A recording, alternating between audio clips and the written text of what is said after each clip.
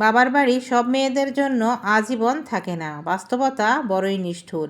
বাবা মা বেঁচে থাকা পর্যন্ত সেই দুয়ার খোলা থাকে।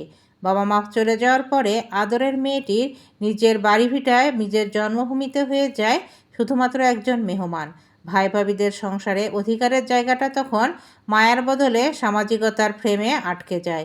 নিজের শেকড়ে আঁকড়ে ধরার মতো তীব্র আকাঙ্ক্ষা থাকলেও একসময় পরাধীনতার দীর্ঘশ্বাস ফেলে প্রবাসীদের মতো বিদায় নিতে হয়। কারণ ভাইয়ের পরিবারে কখনোই বোনের জায়গা হয় না। ভাইয়ের সংসারে কখনো বোন থাকতে পারে না, কারণ এখানে শুধুমাত্র ভাবির কর্তৃত্ব থাকে। ভাইয়ের সংসারে বোন একটা বোঝা। বোন কখনো আত্মীয়ও হতে পারে না, কারণ ভাইয়ের বউ তাকে কখনো আত্মীয় বা মেহমানের চোখেও দেখে না, তাকে শুধুমাত্র বোঝা মনে করে। যখন ভাইয়ের সংসারে কোনো ননদ যায়, তখন ভাবি তাকে গাল ফুলিয়ে থাকে, চোখ অন্ধকার করে থাকে। ভাইয়ের সংসারে অশান্তি শুরু হয়।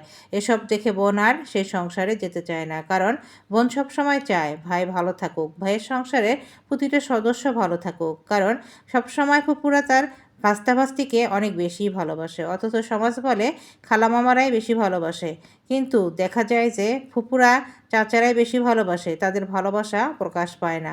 খালামামাদের ভালোবাসা প্রকাশ পায়, কিন্তু ফুপু চাচাদের ভালোবাসা কখনো প্রকাশ পায় না। তাই তারা বুঝতেও পারে না আসলে বাস্তবতাটা কঠিন।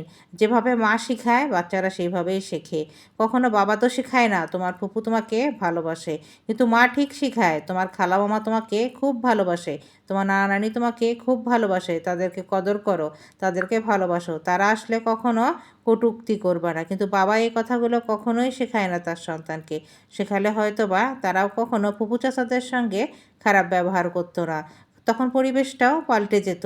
বাস্তবতাটা এটাই যে বাবা কখনো শেখায় না, আর মা শিখিয়ে পড়িয়ে সন্তানকে তার পরিবারের দিকে আকৃষ্ট করে, আর বাবা শুধুমাত্র দেখে যায়, কারণ বাবাও একটা সময় শ্বশুরবাড়ির দিকেই ঝুঁকে পড়ে।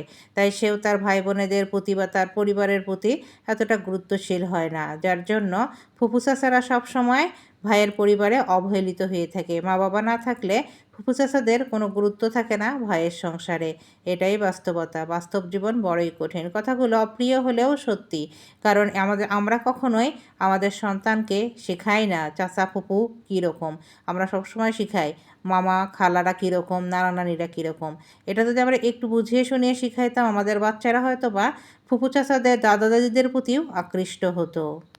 আমরা যদি আমাদের সন্তানদেরকে আরেকটু বুঝিয়ে শুনিয়ে বলি যে তোমার দাদা দাদিরাও তোমাকে অনেক বেশি ভালোবাসে, তাহলে আমাদের সন্তানরাও দাদা দাদিকেও অনেক কদর করত এবং সম্মান দিত, কখনো অবহেলার চোখে দেখতো না, কিংবা দাদা দাদিকে বাড়িতে বোঝা মনে করতো না, তাদেরকে অপ্রিয় কথাবার্তা বলতো না যে তুমি কেন এমন করো তেমন করো। আমাদের বাচ্চাদেরকে আমরা শিষ্টাচারিতা শেখাই না, শুধুমাত্র হিংসামো শেখাই, যার জন্য আমাদের সন্তানরা দাদা দাদিকে চাচা ফুপুকে সবসময় ঘৃণার নজরে দেখে এবং তাদেরকে বোঝা মনে করে।